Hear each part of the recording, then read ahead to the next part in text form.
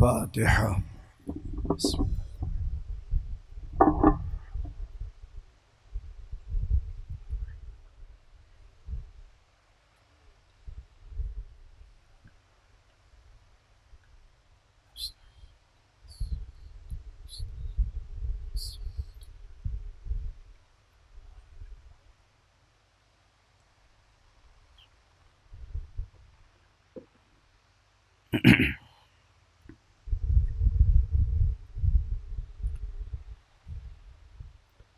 أعوذ بالله من الشيطان الرجيم. بسم الله الرحمن الرحيم.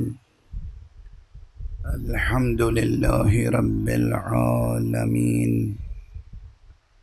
والصلاة والسلام على أشرف الخلائق أجمعين، سيدنا وسيد الأولين والآخرين، حبيبنا وحبيب إله العالمين، إمام المرسلين وخاتم النبيين، أبي القاسم المصطفى محمد،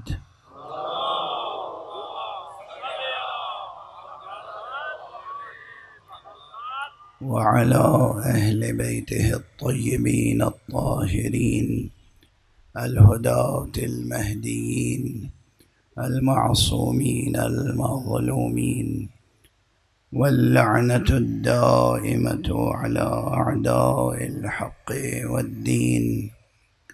أما بعد، فقد قال الله تعالى عز اسمه في محكم كتابه ومتقن خطابه: بسم الله الرحمن الرحيم. قل أرأيتم إن أصبح ماؤكم غورا فمن يأتيكم بماء معين. صدق الله العلي العظيم.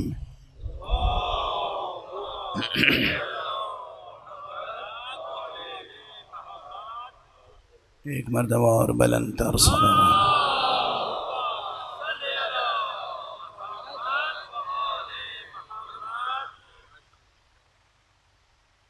قرآن حکیم ہے. اب لفظ حکیم کے معنی تو کسی حد تک غالباً کسی تقریر میں نے عرض کیے ہیں. ہمارے جو اب عوام ہیں ان کے ذہنوں میں حکیم کے بس ایک معنی ہوں گے، بمعنی طبیب، یہ جو نبض دیکھتے ہیں اور دوائیں دیتے ہیں. لیکن لفظ حکیم اس سے کہیں زیادہ عظیم معنی کا حامل ہے. بلکہ لفظ حکیم کے معنی اتنے تہدار، اتنے وسیع، اتنے بلند اور اتنے زیادہ ابعاد رکھتا ہے، اتنے زیادہ ڈائمنشنز ہیں اس ایک لفظ حکیم کے معنی کے، کہ جو صرف ایک لفظ میں ادا نہیں ہو سکتے. یعنی عربی زبان کے بعض وہ الفاظ جنہیں دوسری کسی زبان میں صرف ایک لفظ میں ترجمہ نہیں کیا جا سکتا، ان میں سے ایک لفظ حکیم بھی ہے. اب اسے آپ یوں اندازہ کریں، بہت سے کلمات ہیں، بہت سے الفاظ ہیں جنہیں آپ ایک لفظ میں ٹرانسلیٹ کر سکتے ہیں. مثلا عربی کا لفظ ہے انا، آپ آئی سے ٹرانسلیٹ کر سکتے ہیں. انا یعنی میں، اردو میں کہہ لیجئے، انگریزی میں آئی کہہ لیجئے. نحنو، وی کہہ لیجئے انگریزی میں، اردو میں ہم کہہ لیجئے ارض، زمین، ارتھ. اس طرح بہت سے الفاظ ہیں کہ جن کا ترجمہ ایک لفظ میں ممکن ہے، وہ بھی ہر جگہ نہیں، ہر جگہ ممکن نہیں ہے. ان سامنے کی لفظوں کا ترجمہ بھی مشکل ہو جاتا ہے اگر اصل متن میں یہ لفظ لغوی معنی میں استعمال نہ ہوا ہو بلکہ استعاراتی اور علاماتی معنی میں استعمال ہوا ہو. یعنی اگر جناب عقیل عباس جعفری صاحب تشریف فرمائیں، ان کا یہ ہنر ہے، یہ اس قبیل کے لوگ ہیں جو اچھے خاصے سامنے کے آسان لفظ کو مشکل بنا دیتے ہیں. ہنر ہی ہے یہ. شاعر، ادیب، خطیب کیا کرتا ہے؟ سامنے کی لفظیں ہوتی ہیں مگر کچھ ایسی معنویت پیدا کرتا ہے کہ پھر وہ ایک لفظ میں ترجمہ مشکل ہو جاتا ہے. ارض، زمین. لیکن یہی ارض اگر سورہ جمعہ میں آ جائے اب مشکل ہو جاتی ہے کہ کیسے سمجھائیے یہاں ارض سے کیا مراد ہے. ارض یعنی زمین، لیکن بعض مقامات پر اس کی تشریح بہت زیادہ فکری سرمایہ چاہتی ہے. تشریح کرنے والے کے لیے بھی بہت فکری سرمایہ چاہیے، اور جس کے سامنے تشریح کی جا رہی ہے اس کی بھی ظرفیت بہت ہونی چاہیے.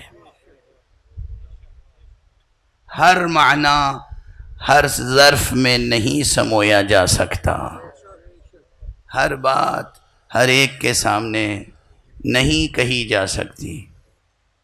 یہ بھی ایک سبب ہے. ہر بات ہر ایک کے سامنے نہیں کہی جا سکتی.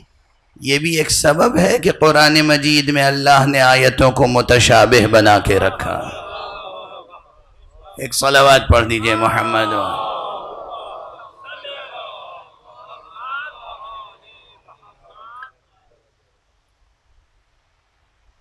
جناب اقبال شاہ صاحب غالباً جگہ فرش پر تلاش کر رہے ہیں. ادھر کرسی پہ تشریف فرما ہو جائیں، آپ آئیے ادھر تشریف لے آئیے. ایک صلوات پڑھ دیجئے محمد.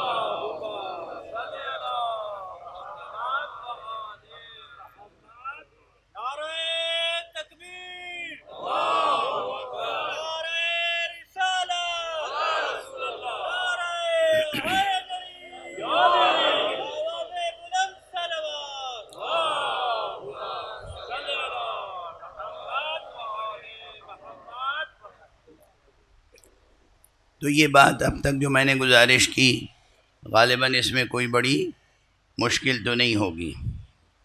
کچھ لفظیں ہیں جن کا ایک لفظ میں ترجمہ ممکن ہے. کچھ لفظیں ہیں جن کا ایک لفظ میں ترجمہ ممکن ہی نہیں ہے. اچھا، جو عام لفظیں ہیں جن کا ایک لفظی ترجمہ ممکن ہے، جب وہ کوئی خلاق مضامین استعاراتی اسلوب میں استعمال کرے تو اس کا ترجمہ بھی مشکل ہو جاتا ہے. چہ جائے کہ وہ کلمہ جو پہلے ہی سے ناقابل ترجمہ ہو وہ اس کی زبان سے ادا ہو جو خلاق مضامین ہے.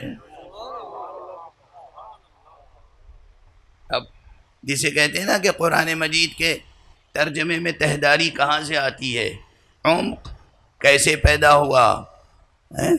اب جو اہل ہیں وہ تو اہل ہیں، جو نہیں ان کو بھی ان مثالوں سے بات سمجھ میں آ سکتی ہے. تو بہت سے کلمات عربی زبان میں ایسے ہیں جو دنیا کی کسی دوسری زبان میں ایک لفظ میں ٹرانسلیٹ نہیں کیے جا سکتے. ان میں سے ایک حکیم بھی ہے، اور قرآن حکیم ہے. قرآن حکیم اس اعتبار سے بھی قرآن حکیم ہے کہ وہ خود اس کی عبارتیں، اس کے کلمات، اس کے مضامین حکیمانہ ہیں، اور اس اعتبار سے بھی قرآن حکیم ہے کہ وہ حکیم کا کلام ہے۔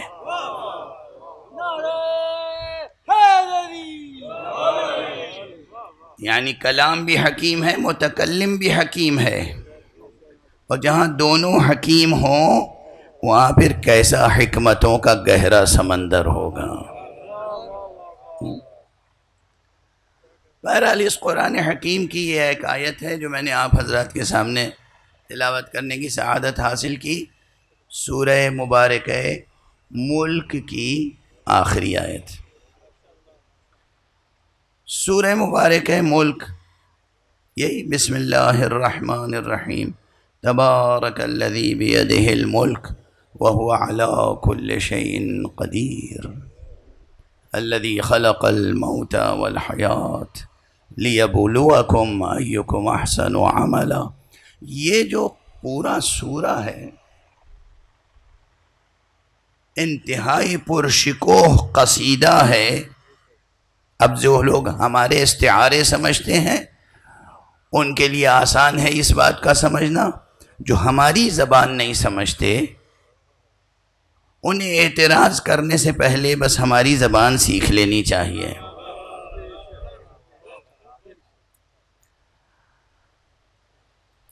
سورہ مبارکہ ملک ایک مرصع، ایک پرشکوہ پرعظمت قصیدہ ہے جس میں تمہید قصیدے کی، تشبیب قصیدے کی توحید پر ہے، اور اختتام قصیدے کا نعت حضرت صاحب الزمان عجل اللہ تعالی فرجہ۔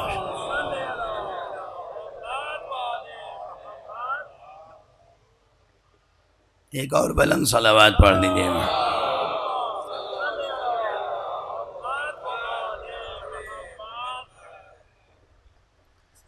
یہ موضوع بہت وسیع ہے اور بہت عمیق، عقیدے کی پختگی اور درستگی بھی درکار ہے، عقل کی بالیدگی بھی درکار ہے، اور انسان کے ذوق اور وجدان کی بالیدگی بھی۔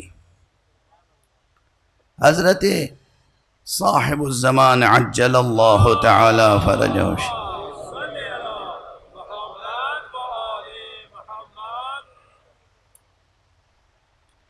کہ وجود مبارک سے متعلق بہت بحثیں ہیں، کوئی مانتا ہے کوئی نہیں مانتا ہے، کوئی پوچھتا ہے کہ بھائی اگر تشریف رکھتے ہیں، موجود ہیں تو نظر کیوں نہیں آتے، اور پھر اس پہ سوال ہوتا چلا جاتا ہے کہ اگر ہیں اور نظر نہیں آتے تو پھر ان کے ہونے کا فائدہ کیا ہے۔ ایک طول طویل بحث ہے، وہ بحث اپنی جگہ ہے۔ ہر سوال کا جواب عقل و عرفان و قرآن کی میزان میں موجود ہے۔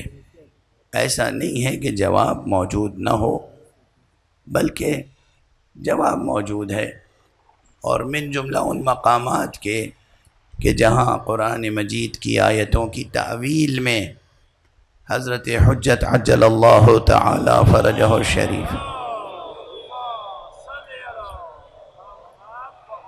کے تعلق سے روایات نقل ہوئی ہیں، ان میں سے ایک یہ مقام بھی ہے۔ اب یہاں پہ ذرا سا آپ حضرات کے ادبی ذوق کا پھر سہارا لوں گا۔ دیکھیے، کوئی موضوع جیسا ہوتا ہے اس کو بیان کرنے کے لیے ویسا ہی اسلوب اختیار کیا جاتا ہے، جیسا سبجیکٹ ہوگا ویسا ہی اسٹائل ہوگا اس کو پیش کرنے کا۔ موضوع اہم ہے، امام عصر عجل اللہ تعالی فرجہ الشریف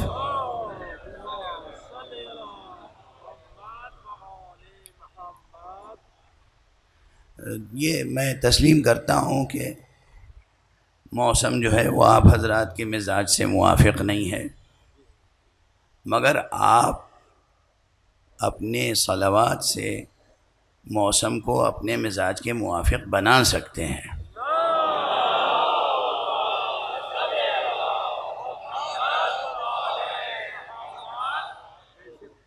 صلوات پڑھیں تو سب حضرات مل کے پڑھیں اور ہمیشہ بلند آواز سے پڑھیں۔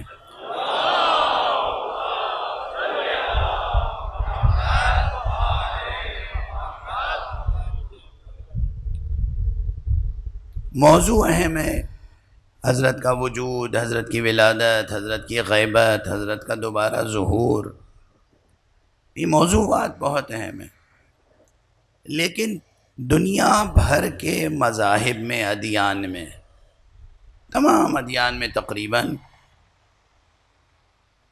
اس موضوع سے ملتے جلتے موضوعات موجود ہیں۔ یہ کوئی ایک ایسی بات نہیں ہے کہ جس پر صرف ایک مسلمانوں کا ایک مسلک یا ایک فرقہ، ایک مذہب اعتقاد رکھتا ہو بے جہت و بے دلیل، ایسا نہیں ہے۔ دنیا کے تمام ادیان میں اور تمام مذاہب میں ایک حقیقت منتظر کا تصور موجود ہے۔ یہ حقیقت منتظر خدا کے متعلق یہ ترکیب درست نہیں ہے۔ حقیقت منتظرہ یا حقیقت منتظر یہ ترکیب خدا کے لیے اصلاً درست نہیں ہے۔ خدا منتظر نہیں ہے، خدا وہ نہیں ہے جس کا انتظار کیا جا رہا ہے۔ خدا وہ ہے جو ہے، ثابت ہے، موجود ہے، ازل سے ہے، اس کا انتظار نہیں کیا جا رہا ہے۔ واضح ہے یہ ترکیب۔ منتظر کسے کہتے ہیں؟ منتظر انتظار کرنے والا، منتظر جس کا انتظار کیا جائے۔ تو اب بتائیے، آپ اللہ کا انتظار کر رہے ہیں؟ اللہ تو ہے، اللہ حقیقت منتظر نہیں ہے، تو کوئی اور ایک حقیقت منتظر ہے جسے اللہ سبحانہ و تعالی نے اپنی ایک خاص نشانی اور اپنی ایک خاص حجت بنا کر پردہ دہر میں رکھا ہے۔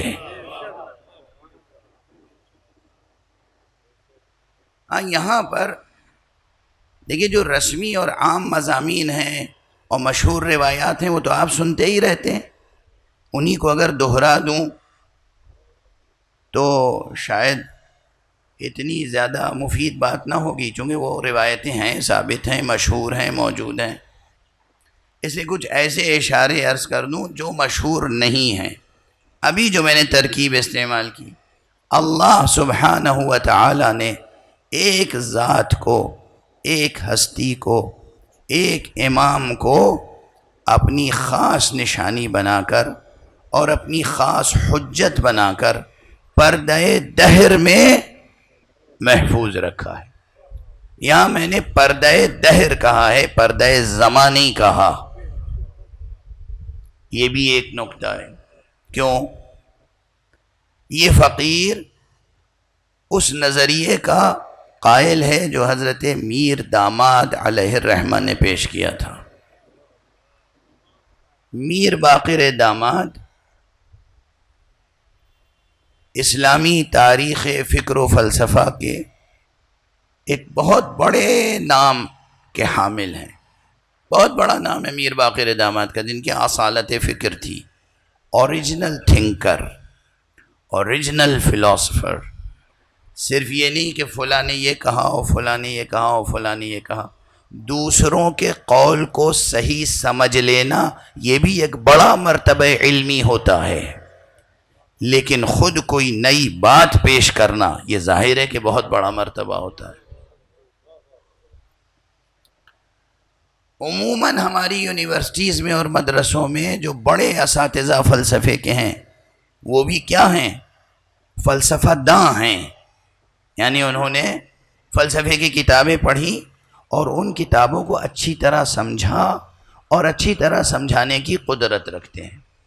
ارسطو نے کیا کہا، افلاطون نے کیا کہا، سقراط نے کیا کہا، اور جناب والا فارابی نے کیا کہا، ابن سینا نے کیا کہا، میر داماد نے کیا کہا، ملا صدرہ نے کیا کہا، ملا ہادی سبزواری نے کیا کہا، علامہ طباطبائی کیا کہتے ہیں، علامہ مطہری کیا کہتے تھے، آیت اللہ شہید محمد باقر الصدر کیا کہتے تھے۔ ان بزرگوں کے کلام کو صحیح سمجھنا ایک مرتبہ علمی ہے، اور وہ مرتبہ حاصل کرنا کہ انسان صحیح سمجھا بھی سکے، یہ خود بہت بڑا مرتبہ علمی ہے۔ لیکن ان بزرگوں کے کہے ہوئے پر کوئی ایک حرف اضافہ کر سکے، یہ بہت بڑا مرتبہ ہے۔ واضح ہے؟ تو ہم جب کہتے ہیں یہ فلاں شخص اوریجنل تھنکر ہے، اصالت فکر رکھتا ہے، تو اس کے معنی یہ ہے کہ وہ خود بھی کچھ کہتا ہے۔ وہ صرف قالا قالا قالا نہیں کہتا، اقولو اقولو اقولو بھی کہتا ہے۔ قالا یعنی اس نے کہا، اقولو یعنی میں کہتا ہوں، اور یہ اقولو کے مرتبے تک پہنچنا کوئی معمولی بات نہیں ہے۔ اور آپ کے ذوق کے لیے بس ایک بات کہہ دوں، ساری دنیا کا قالا پڑھنے اور سمجھنے کے بعد بھی انسان اقولو کی منزل تک نہیں پہنچتا جب تک کہ صاحب منبر سلونی کا لطف شامل حال نہ ہو جائے۔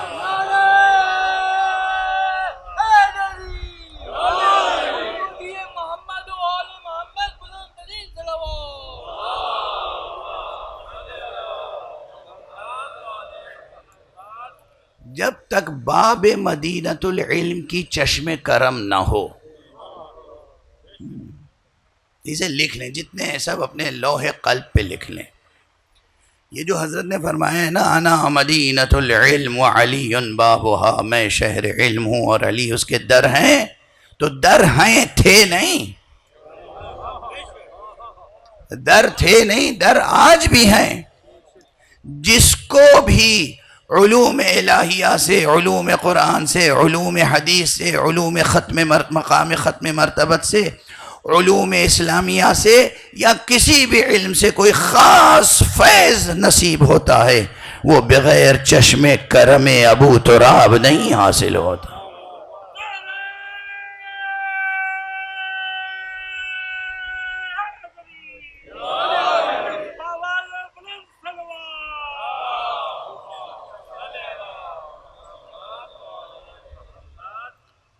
بہرحال اب میں پھر وقت کی رعایت کرتے ہوئے اصل محور سے قریب رہوں۔ یہ جو موضوع ہے حضرت حجت عجل اللہ تعالی فرجہ الشریف سے متعلق، یہ ہے اہم۔ عموماً آپ کو صاحب الزمان کہتے ہیں، ہر دور کا نبی یا رسول یا ہر دور میں جو اللہ کی حجت ہے وہ اس دور کا صاحب ہوتا ہے، وہ واسطہ فیض ہوتا ہے۔ اللہ کا فیض جاری ہے، لیکن ہر موجود تک اس کا فیض پہنچنے کے لیے ایک خاص واسطہ ضروری ہے۔ اب بہت سے لوگ اسی تصور کو نہیں مانتے، واسطہ فیض ہم نہیں مانتے، یہ صوفیوں کی من گھڑت ہے اور یہ وحدت الوجودیوں کی من گھڑت ہے۔ نہ میں وحدت الوجودیوں کا ترجمان ہوں، نہ میں صوفیوں کا ترجمان ہوں۔ میں تو کوشش کرتا ہوں کہ سب کچھ پڑھنے کے بعد وہ کہوں جو مطابق قرآن اور مطابق سنت مصطفیٰ صلی اللہ علیہ وآلہ وسلم۔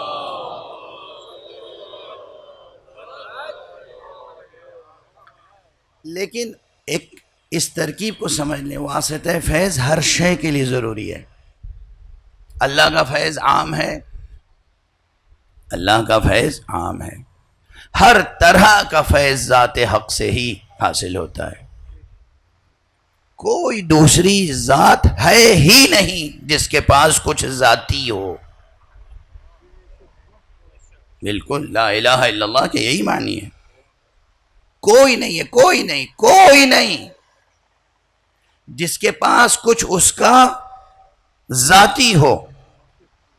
جس کے پاس جو کچھ ہے اس کی عطا سے ہے. یہ ہے توحید. یعنی کیا؟ پیغمبر شہر علم ہیں. کہاں سے آیا ان کے پاس علم؟ کس نے بنایا انہیں شہر علم؟ اللہ سبحانہ و تعالی. اللہ سبحانہ و تعالی سے ہٹ کر کوئی یہ دعویٰ کرے کہ اللہ سے مصطفیٰ کا کوئی تعلق نہیں ہے. اللہ اپنی جگہ اور یہ مستقل اپنی جگہ. وہ جتنی بھی نعت رسول کی پڑھے گا اس عقیدے کے ساتھ، رسول اس پہ نفرین کرتے رہیں گے. وہ رسول رسول ہیں، اللہ کی طرف سے آئے ہیں. رسول صلی اللہ علیہ وآلہ وسلم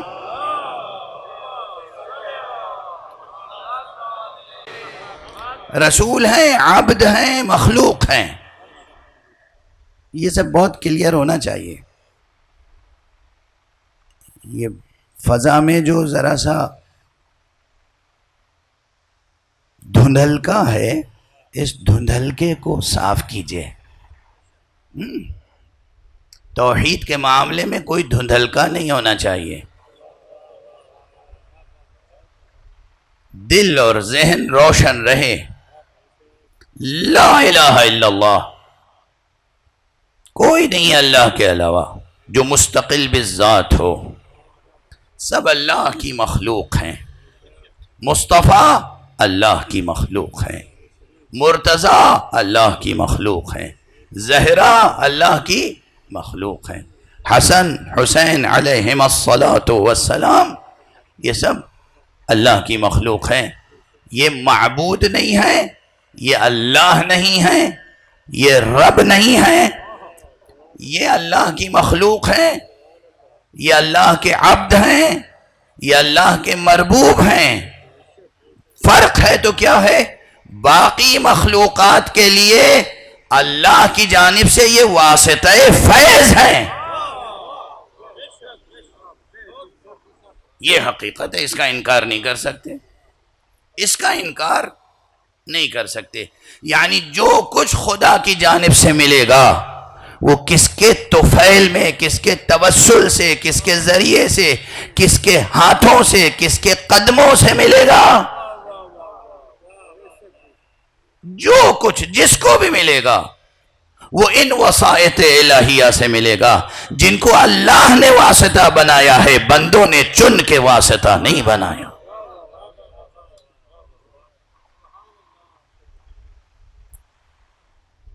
اب واسطہ فیض کی بات آگئی، تھوڑی سی وضاحت کر دوں. اب ایک ہی اصطلاح، ایک ہی ٹرمینالوجی اگر ڈیفرنٹ ڈسپلنز میں مشترک ہو جائے، کامن ہو، تو ہر ڈسپلن میں اس کی اپنی ڈیفینیشن ہوگی. اپنی ڈسپلن میں بولنے والا اپنے اعتبار سے اس ٹرمینالوجی کو یوز کر رہا ہوگا. تو اس لیے خلط مبحث نہ ہو. اسی طرح مناظروں میں مغالطے پیدا کر دیے جاتے ہیں. مغالطہ یہیں سے آتا ہے. ہم نے کہا ایک کلمہ مگر اس کے معنی ہمارے نزدیک کچھ اور ہیں. کوئی اور وہ کلمہ کہتا ہے، اس کے نزدیک اس کے معنی کچھ اور ہیں. لفظ آپ نے میری زبان سے سنا، معنی اس کی ڈکشنری میں جا کے دیکھے، یہ دھوکہ ہے. ہماری زبان سے جب لفظ سنے، ہماری ڈکشنری میں اس کے معنی تلاش کریں. بہرحال واسطہ فیض کے ایک ذرا سی تشریح کر دوں. آسان ہے، جو اہل علم ہیں ان کے لیے تو مشکل نہیں ہے، لیکن بچوں کے لیے اور جوانوں کے لیے جو ایک دھندل کا بنایا ہوا ہے لوگوں نے، اس میں ذرا سا روشن ہو جائے وہ بات. ہر شے کے لیے واسطہ فیض ہے. اچھا، پرانی ہی مثال کو اپنی زبان میں عرض کر دوں. بارش ہوتی ہے،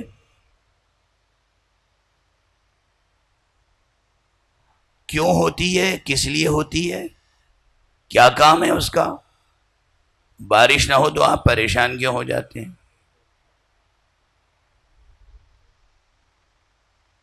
بھئی زمین سے دانہ اگانے والا تو اللہ ہے، آپ بارش کا انتظار کیوں کرتے ہیں؟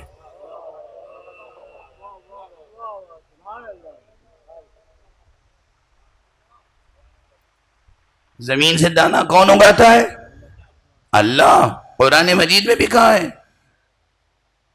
اَأَنْتُمْ تَزْرَعُونَهُ أَمْ نَحْنُ الزَّارِعُونَ، کیا تم اسے اس زراعت پیدا کرتے ہو یا ہم ہیں زارع؟ تو دانا اگاتا ہے، زمین سے رزق دیتا ہے اللہ، بے شک. پھر بارش کا انتظار کیوں ہے؟ جب بارش، دیکھیں واسطے، ایک تو واسطہ ہوتا ہے، پھر واسطے میں بھی مراتب ہیں. زمین سے اناج اگانے کے لیے، رزق روزی حاصل کرنے کے لیے آپ پانی کا انتظار کرتے ہیں، وہ بھی پانی وہ جو آسمان سے نازل ہو. لیکن براہ راست آسمان سے پانی نازل بھی نہیں ہوتا. یہ آسمان اور زمین کے بیچ میں بادل نام کی کیا چیز ہے؟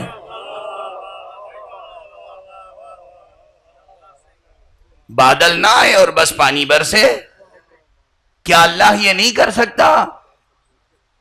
اللہ کر سکتا ہے. میں پہلے عرض کر چکا، اللہ قادر مطلق ہے، سب کچھ کر سکتا ہے.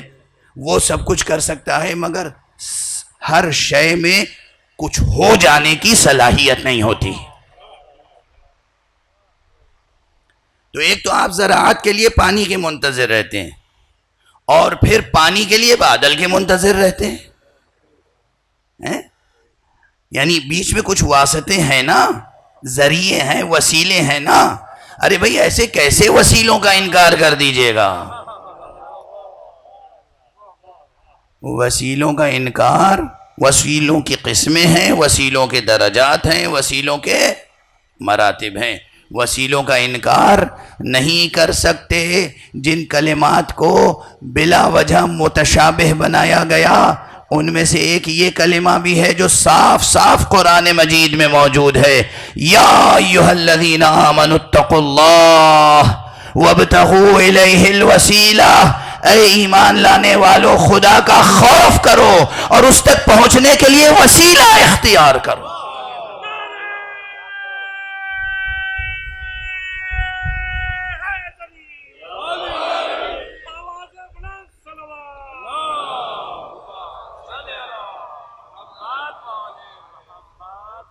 قرآن کا کلمہ ہے وَابْتَغُوا إِلَيْهِ الْوَسِيلَةَ. الوسیلہ، الف لام واو سین، یہ لام ہے، یہ لفظ قرآنی ہے، قرآنی. اس کا انکار کر دیں گے، اس کی توجیہیں کریں گے. حالانکہ جس بنیاد پر جو توجیہ کرنا چاہے اسی بنیاد پر ہم اپنے نظریے کو ثابت کر سکتے ہیں.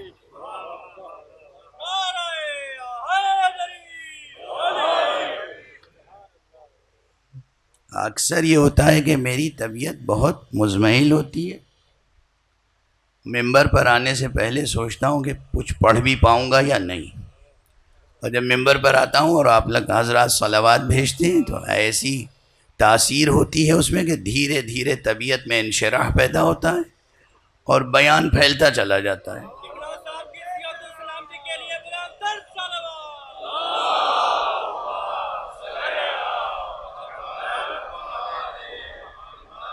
بہرحال میں کوشش کروں گا کہ اپنے حدود وقت میں بات مکمل ہو جائے کسی حد تک.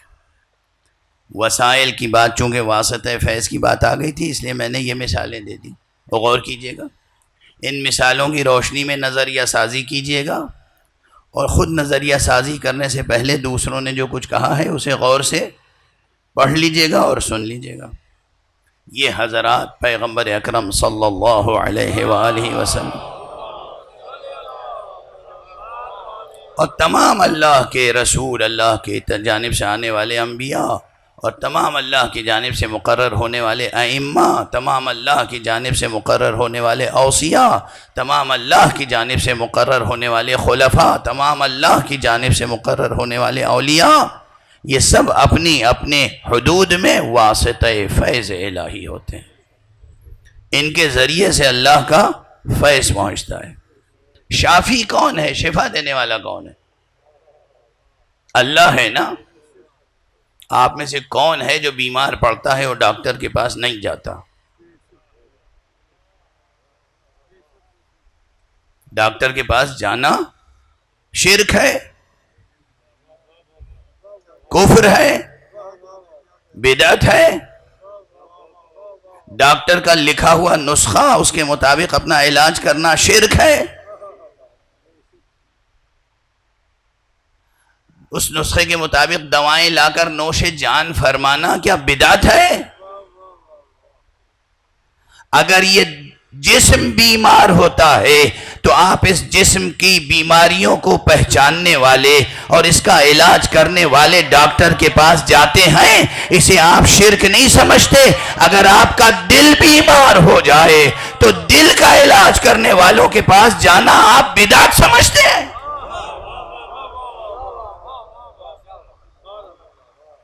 وہ طبیب جو طبیب نفوس ہے، طبیب قلوب ہے، طبیب ارواح ہے، اسی کا نام تو محمد مصطفیٰ صلی اللہ علیہ وآلہ۔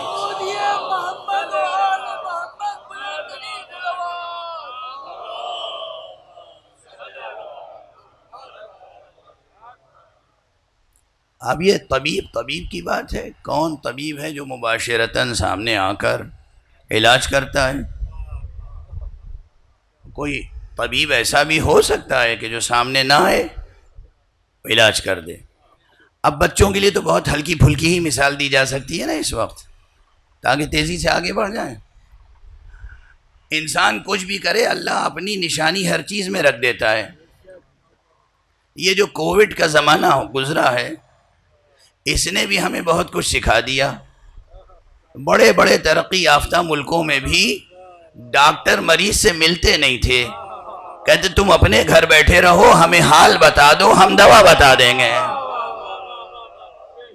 اب ہم نے اپنی بدعمالیوں سے پوری دنیا کو ایک خاص قسم کی کووڈ میں لپیٹ رکھا ہے، اللہ نے بھی اپنے ڈاکٹر کو پردہ دہر میں چھپا رکھا ہے۔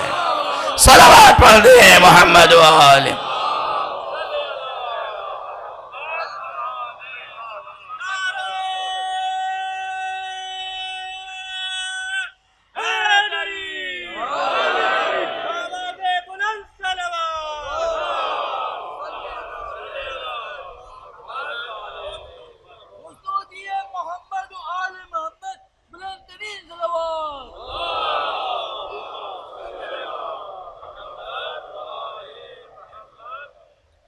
اب کسی میں یہ مجال ہے جو حکومتوں سے کہے کہ جب ڈاکٹر ملتا ہی نہیں ہے، مریض کو ٹائم نہیں دیتا ہے، مباشرتاً آمنا سامنا نہیں ہوتا، نبض نہیں دیکھتا، تو کائے کے لیے ڈاکٹروں کو تنخواہ دے رہے ہیں اور انہیں جلا رہے ہیں؟ ختم کیجئے یہ نظام، کوئی ضرورت نہیں ہے۔ وہ کہیں گے نہیں بھائی، اس پردے کے باوجود فیض پہنچ رہا ہے نا، اس ڈسٹنس کے باوجود تمہارا علاج ہو رہا ہے نا۔ یہی جواب ہے، یہی کا مطلب ہے کہ اس مثال کو ذہن میں رکھیں تو حضور اکرم صلی اللہ علیہ وآلہ وسلم نے جب خبر دی تھی، اعلان فرمایا تھا کہ دیکھو میرے بعد 12 امام ہوں گے اور 12واں میرا جانشین وہ ہوگا جو ایک طویل عرصے تک پردہ غیب میں رہے گا۔ تو اصحاب نے پوچھا تھا یا رسول اللہ، جب پردہ غیب میں رہے گا تو ہمیں فائدہ کیسے پہنچے گا؟ تو آپ نے ان کے لیے اس وقت یہ تشبیہ دی تھی کہ تم نے کبھی دیکھا ہے دن کے وقت سورج نکلا ہوا ہو اور اس کے سامنے بادل بھی ہوں؟ کہاں، یہ تو اکثر دیکھا ہے۔ کہا بادل کے رہتے ہوئے سورج کی تپش، حرارت، فیض زمین تک پہنچتا ہے یا نہیں پہنچتا؟ کہاں بالکل پہنچتا ہے۔ کہا جیسے بادل کے ہوتے ہوئے سورج کا فیض زمین تک پہنچتا ہے، اسی طرح غیبت کے پردے کے باوجود ہمارے بیٹے کا فیض تم تک پہنچتا رہے گا۔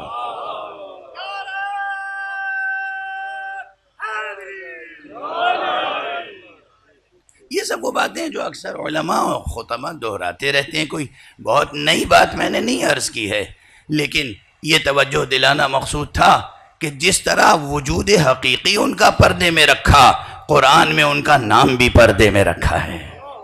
نام ہے، اور ان کے مختلف ناموں میں سے ایک نام اور ایک استعارہ، ایک تذکرہ یہاں سورہ مبارکہ ملک میں ہے۔ قُلْ أَرَأَيْتُمْ إِنْ أَصْبَحَ مَاؤُكُمْ غَوْرًا فَمَنْ يَأْتِيكُمْ بِمَاءٍ مَّعِينٍ۔ اے رسول کہہ دیجئے کہ تم نے غور کیا ہے، سوچا ہے اس مسئلے پر کہ جب پانی غائب ہو جائے گا تو دوبارہ کون اس پانی کو تمہارے لیے ظاہر کرے گا؟ ظاہر ہے کہ یہ ایک بیان ہے جو بہت سادہ ہے. جیسے سورہ جمعہ میں لفظ عرض بہت غور طلب ہے، ویسے ہی وہاں زمین غور طلب ہے، یہاں پانی غور طلب ہے، یہاں پانی غور طلب ہے. اور جو میں نے عرض کیا تھا کہ ایسا پرشکو ہے یہ سورہ. اب دو باتیں ساتھ میں عرض کر دوں. ایک تو میر داماد کی بات رہ گئی نا بیچ میں. میر داماد نے جو نظریہ پیش کیا تھا وہ نظریہ بہت غور طلب ہے، ابھی بھی اس پہ زیادہ کام نہیں ہوا. میر داماد اوریجنل تھنکر، اوریجنل فلاسفر تھے. انہوں نے نظریہ پیش کیا ہے، نظریہ حدوث دہری، اور انہوں نے فرمایا ہے کہ 3 ظرف ہوتے ہیں، 3 وعاء ہوتے ہیں، 3 ظرف ہوتے ہیں ہستی کے، وجود کے. 3 طرح کے ان میں آپس میں رشتے ہیں. دیکھیے اس پوری کائنات میں 2 طرح کی چیزیں ہیں، غور فرمائیے گا. 2 طرح کی چیزیں ہیں اس پوری کائنات میں. کچھ چیزیں ہیں ثابت جن میں تغیر نہیں ہے، کچھ چیزیں ہیں متغیر جن میں ہر آن ہر لحظہ تغیر ہے. جن میں ہر آن اور ہر لحظہ تغیر ہے اس میں سے ہم اور آپ بھی ہیں. سمجھتے ہیں نہیں؟ جو لوگ بہت ریجڈ ہوتے ہیں وہ نہیں سمجھیں گے آسانی سے، مگر آپ میں بھی تغیر ہر لحظہ ہے. اور آپ سے زیادہ ٹھوس چیزیں جنہیں آپ سمجھتے ہیں، پہاڑ، اس میں بھی ہر لحظہ تغیر ہو رہا ہے. زمین کی تہوں میں ہر لحظہ تغیر ہو رہا ہے. یہ آپ عقیق پہنتے ہیں بہت شوق سے. عقیق کی ابتدائی شکل کیا ہوتی ہے؟ ایسے ہی کنکڑ پتھر جو آپ دیکھتے ہیں نا ٹھوکروں میں، تقریباً اسی طرح ہوتا ہے، اور یہ پڑا رہتا ہے. وہ بھی کہاں؟ آہا، توجہ رکھیے گا.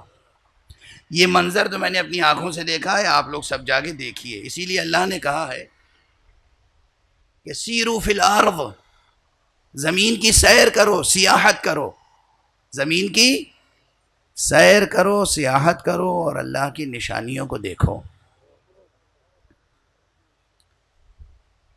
فرانس کے ایک گوشے میں پہاڑ کی بلندیوں پہ گیا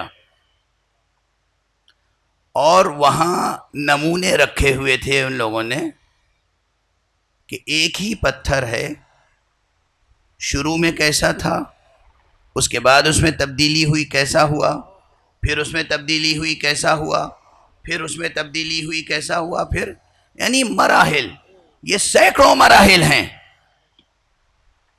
یہ جو کالے کوئلے جیسا پتھر تھا آخری منزل میں وہ ہیرے کی طرح چمک رہا تھا. اور یہ پوری تبدیلی کہاں ہوئی؟ ڈائریکٹ سن ریز میں نہیں ہوئی، سورج کے سامنے نہیں ہوئی، یہ پہاڑ کی جڑ میں، تہوں میں تھا.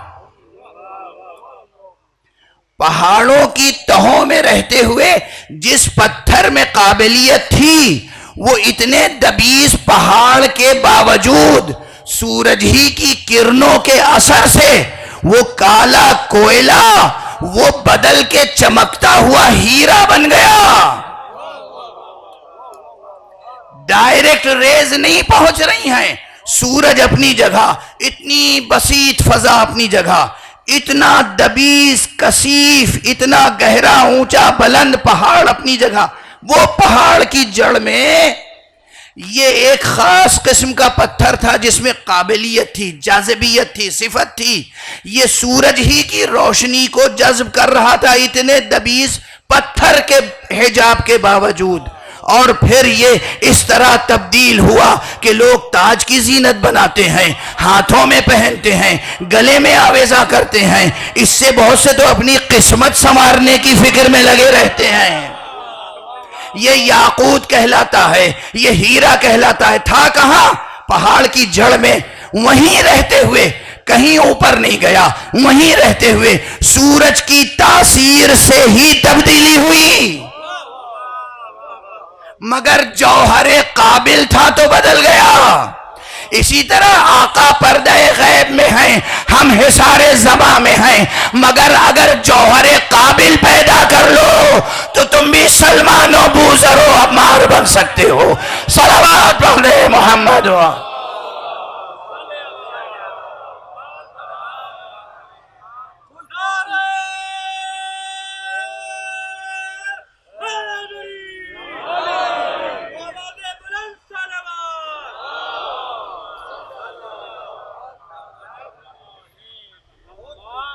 امام ہیں، وہ کہاں ہیں؟ حجاب دہر میں ہیں۔ اب بات سے بات نکلتی ہے، یہ تو بات آ گئی تھی تغیر پر۔ ہر چیز میں تغیر ہے، پہاڑ میں تغیر ہے، اور ہر سطح پر الگ الگ تغیر ہے۔ پہاڑ کی چوٹی پر جو ڈائریکٹ ریز پڑ رہی ہیں وہ نہیں یاقوت بنا،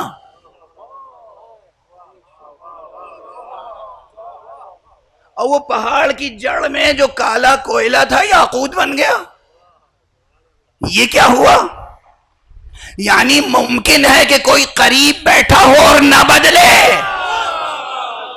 اور کوئی یمن میں بھی بیٹھا ہو لیکن بدل جائے۔ صلوات پڑھ رہے محمد و آلہ۔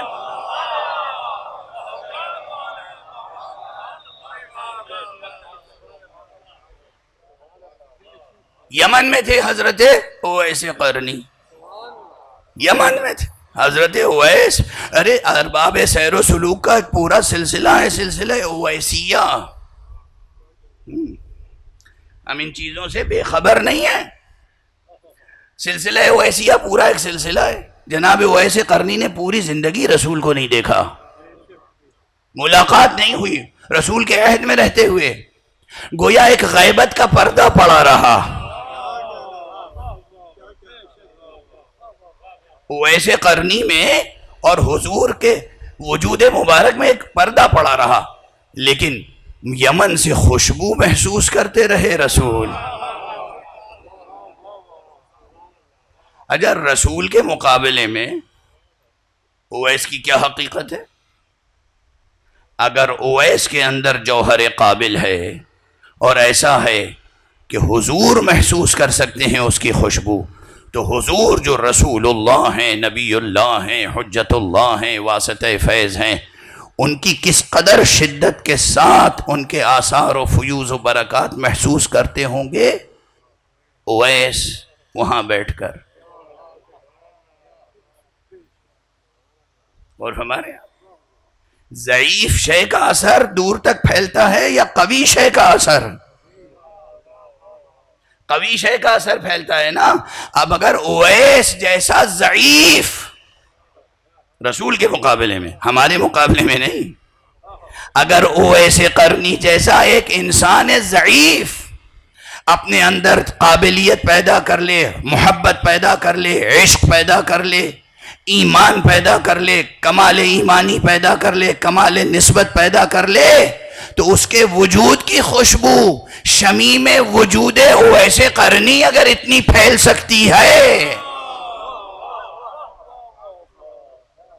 تو دل بند زہرا، وارث مصطفیٰ، حجت خدا، پردہ دہر میں رہ کر اس کے امواج فیض کس طرح فیضیاب کرتے ہوں گے۔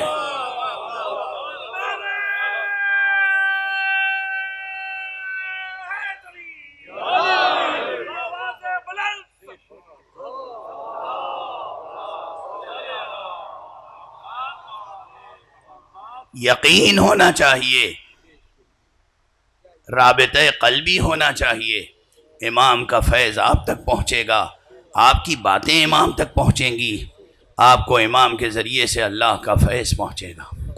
بہرحال جلدی سے اس بات کو مکمل کر دوں۔ جو بات آ گئی تھی بالکل تشنا نہ رہ جائے نا، کہ دو قسم کی چیزیں، ایک ثابت ایک متغیر، ایک میں ہر وقت تغیر ہے، چینج ہے۔ یہ جتنی چیزیں آپ دیکھ رہے ہیں، یہ لوہا آپ سمجھ رہے ہیں کہ اس میں تغیر نہیں ہے، اس میں بھی تغیر ہے۔ اب یہ چیزیں مجھے سمجھانے کی ضرورت نہیں ہے، سائنس کی ابتدائی کتابوں میں سب کچھ ہے نا، چوتھی پانچویں چھٹی میں بچے سمجھ جاتے ہیں کہ کیا حقیقت ہے اس مادے کی۔ تو ہر شے ہم جو دیکھ رہے ہیں متغیر ہے، لیکن کچھ چیزیں ضرور ہیں جو ثابت ہیں۔ تو دو قسم کی چیزیں ہیں، متغیر، ثابت۔ ان دونوں میں تین ہی قسم کے رشتے ہو سکتے ہیں۔ ایک متغیر کا متغیر سے رشتہ، ایک ثابت کا ثابت سے رشتہ، ایک ثابت کا متغیر سے رشتہ۔ بس یہ تو بالکل سامنے کی بات ہے نا، ثابت کا ثابت سے رشتہ، متغیر کا متغیر سے رشتہ، اور ثابت کا متغیر سے رشتہ۔ چوتھے کسی رشتے کا تصور نہیں کیا جا سکتا۔ اب کیمسٹری کے بچوں کے لیے تھوڑی دیر کے لیے سمجھانے کے لیے کہہ سکتے ہیں بانڈ فارمیشن جو ہوتا ہے، کیمسٹری میں ابتدا میں سنا ہوگا نا کہ یہ الیکٹرانز اور الیکٹرانز کی حرکتیں، اور الیکٹران ایک ایٹم سے نکل کے دوسرے ایٹم کی طرف جاتا ہے تو کیا قیامت ہوتی ہے، اور کتنی انرجی وہاں پہ خرچ ہوتی ہے، اور ظاہر آربٹس کا نظام کیا ہے۔ اب یہ سب تو پڑھ کے بھول گئے نا ہم، اب جب بھول گئے تو آپ لوگ یاد دلائیں گے کہ ہم یاد دلائیں گے آپ کو؟ تو ہر چیز میں ایک رشتہ ہے۔ ان تمام رشتوں کی حقیقت کیا ہے؟ بس یہی تین، یا ثابت کا ثابت سے رشتہ، یا ثابت کا متغیر سے رشتہ، یا متغیر کا متغیر سے رشتہ۔ جب بھی کوئی رشتہ ہوتا ہے تو وہ کسی ظرف میں ہوتا ہے۔ اب یہ بس سن لیجئے اور تحقیق کیجئے گا۔ ثابت کا ثابت سے جو رشتہ ہوتا ہے وہ ہے ظرف سرمد۔ کیا ہے؟ سرمد۔ یہ لفظ قرآن مجید میں بھی ہے۔ متغیر کا متغیر سے جو رشتہ ہوتا ہے وہ ہے ظرف زمان، اور ثابت کا متغیر سے جو رشتہ ہوتا ہے وہ ہے ظرف دہر۔ سمجھ میں آئی بات؟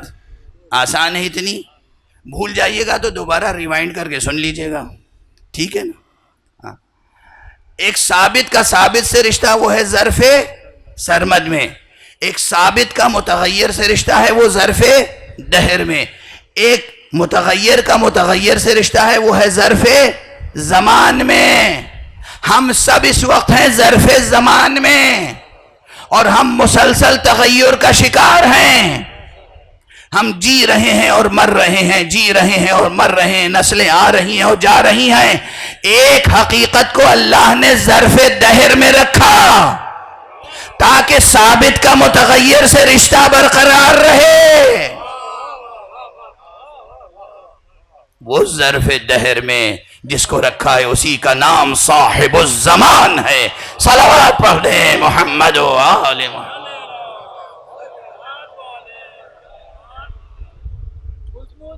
محمد آل محمد بلند ترین صلوات۔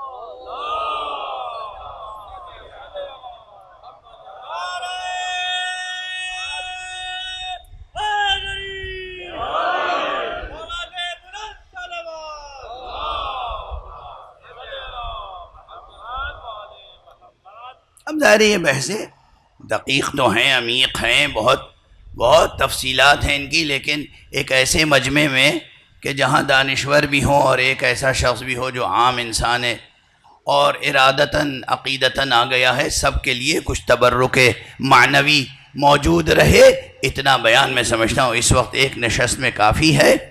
یقین رکھیں اللہ کی طرف سے ایک واسطہ فیض موجود ہے، اعتقاد رکھیں، یقین رکھیں کہ وہ کوئی اور نہیں بلکہ وہ وعدہ حق مصطفیٰ ہے، وہ وعدہ حق و صدق مصطفیٰ ہے۔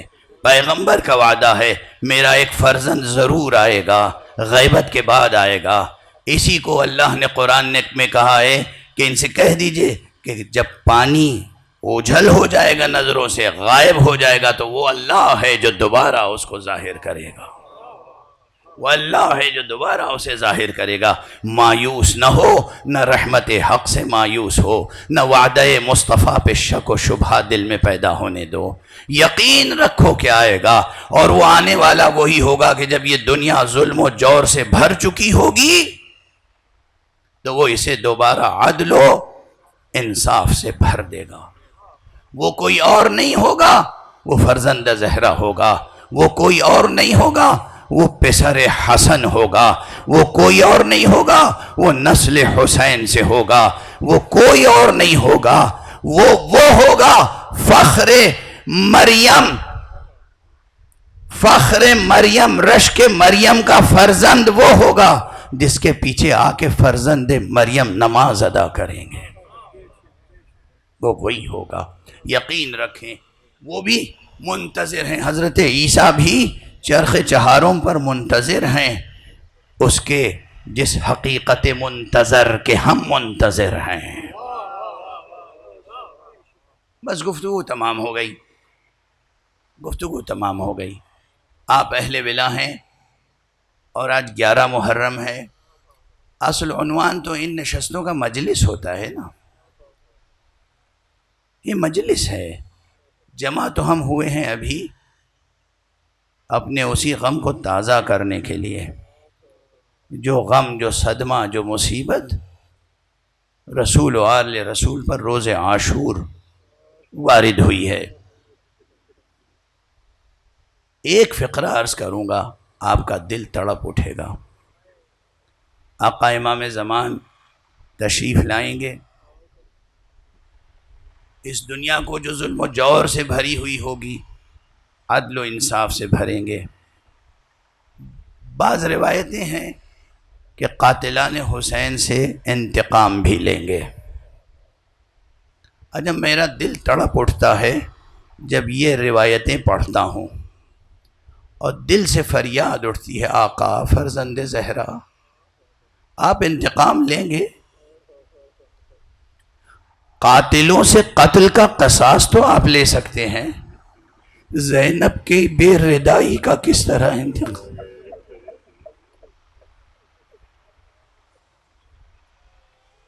اجرکم علی اللہ۔ زینب بے ردا ہو گئی، ام کلثوم کے سر سے ردا چھن گئی۔ کس زبان سے کہوں؟ تاریخ میں لکھا تو ہے کہ دشمنوں نے سکینہ کے رخسار پہ تمانچے لگائے۔ کس زبان سے عرض کروں کہ کس طریقے سے جناب سید سجاد کو زنجیریں پہنائی تھیں، ہاتھوں میں ہتھکڑیاں، پاؤں میں بیڑیاں، گلے میں خاردار طوق، کمر میں لنگر، اور اس کے بعد بھی لوہے کی زنجیروں سے جکڑا گیا تھا۔ اور جب قافلہ لے کے چلے ہیں تو عجب کیفیت تھی، عجب کیفیت تھی۔ ستم بالائے ستم، شقاوت بالائے شقاوت، اذیت دینے کا کوئی موقع چھوڑتے نہیں تھے اشقیاء۔ یہ چیز شاعروں کا تخیل نہیں ہے، یہ چیز ذاکروں کا مبالغہ نہیں ہے، تاریخ میں لکھا ہے۔ سادہ سا بیان تاریخ کا آپ کے دل کو تڑپاتا رہتا ہے اور قیامت تک تڑپائے گا کہ جب 11 محرم کو اسیروں کا قافلہ لے کے چلے تو اس طرف سے لے کے چلے جہاں حسین کا لاشا بے گور و کفن پڑا ہوا تھا۔ آج 11 محرم ہے نا، پرسہ دینے کے لیے یہ جملے سن لیجئے اور اندازہ کیجئے آقا کی مصیبتوں کا۔ روز عاشوراء آقا کا سر قلم کیا گیا، روز عاشوراء آقا کے پر بہت ستم ہوئے، لیکن شہادت میں تو سب شریک تھے، انصار، اہل بیت سب شہادت میں شریک تھے، یعنی سب شہید ہوئے، سب قتل کیے گئے، سب کے گلے کٹے، سب کے سر نو کے نیزہ پہ بلند ہوئے، مگر ہر قبیلے کا فرد، ہر قبیلے کے افراد آ کے اپنے قبیلے کے شہید کو اٹھا کے لے گئے، دور لے گئے۔ اور جب پامالی کا مرحلہ آیا تو کوئی اور نہیں تھا سوائے حسین ابن علی، صرف فاطمہ زہرا کا بیٹا تھا جسے گھوڑوں کی ٹاپوں سے پامال کیا گیا ہے۔ اور بار بار مجھے طبری کا یہ فقرہ یاد آتا ہے جہاں اس نے لکھا ہے کہ اس طرح سے سینے کی طرف سے اور پھر پشت کی طرف سے آقا پر گھوڑے دوڑائے گئے کہ سینے کی ہڈیاں ٹکڑے ٹکڑے ہو گئیں۔ اجرکم علی اللہ، اجرکم علی اللہ، خدا آپ کو کسی غم میں نہ رلائے سوائے غم حسین کے۔ اس طرح سے ٹکڑے ٹکڑے لاشا پڑا ہوا ہے اور اس طرف سے لے جایا جا رہا ہے اسیروں کو۔ آگے آگے سید سجاد ہیں، پیچھے پیچھے جناب زینب کبریٰ اور بیویاں ہیں۔ ایک مرتبہ جیسے ہی جناب سید سجاد کی نظر پڑی، طبیعت میں تغیر پیدا ہوا، آپ کے قلب میں وہ درد اٹھا، وہ ٹیس اٹھی، وہ حزن، وہ رنج، وہ ملال ہوا کہ چہرے کا رنگ متغیر ہو گیا۔ ایک مرتبہ جناب زینب کبریٰ کی نظر پڑی اور فریاد کی، بیٹا سید سجاد خود کو سنبھالو، میں کیا دیکھ رہی ہوں؟ ایسا لگتا ہے کہ تمہاری روح پرواز کیا چاہتی ہے۔ ارے نسل مصطفیٰ کو باقی رہنا ہے۔ اجرکم علی اللہ۔ جناب سید سجاد نے وہیں سے جواب دیا، پھوپھی اماں آپ ہی انصاف کیجئے، جوان بیٹا موجود ہو، باپ کا لاشا بے کفن پڑا رہ جائے۔ بی بی نے پہلے تو بیٹے کو سنبھالا، لیکن بیٹے کا جواب سن کے خود سنبھل نہ سکی، ناقے سے بیویوں نے خود کو گرا دیا اور کوہنیوں کے سہارے سے آگے بڑھ کے اور بھائی کے لاشے تک پہنچی ہیں۔ عجب نہیں کہ اس وقت بھی فرمایا ہو انت اخی، ارے کیا تو میرا بھائی ہے؟ بی بی کے یہ دو فقرے بہت مشہور ہیں اور کیا تاثیر رکھتے ہیں کہ جب لاش امام حسین پر آ کے بی بی نے ہاتھوں کو آسمان کی طرف بلند کر کے کہا تھا، اللہم تقبل منا ھذا القربان، پروردگار ہم اہل بیت مصطفیٰ کی طرف سے اپنی راہ میں یہ قربانی قبول فرما۔ انا للہ وانا الیہ راجعون، رضا بقضائہ وتسلیما لامرہ۔ پروردگار ہمیں علوم قرآن اور معارف اہل بیت سے آشنا فرما۔ پروردگار ہمارے سینوں میں چراغ توحید روشن رہے۔ پروردگار ہمارے ہاتھوں میں ہمیشہ دامان ختم نبوت رہے۔ پروردگار ہمارے قدم ہمیشہ صراط مستقیم ولایت پر گامزن رہیں۔ معبود پروردگار تیرے بنائے ہوئے وسائل اور وسائط فیض سے ہمارا رشتہ ہمیشہ برقرار رہے، ہم تیرے علاوہ کسی کے محتاج نہ ہوں۔ پروردگار تیرے علاوہ کسی سے مدد نہ مانگیں۔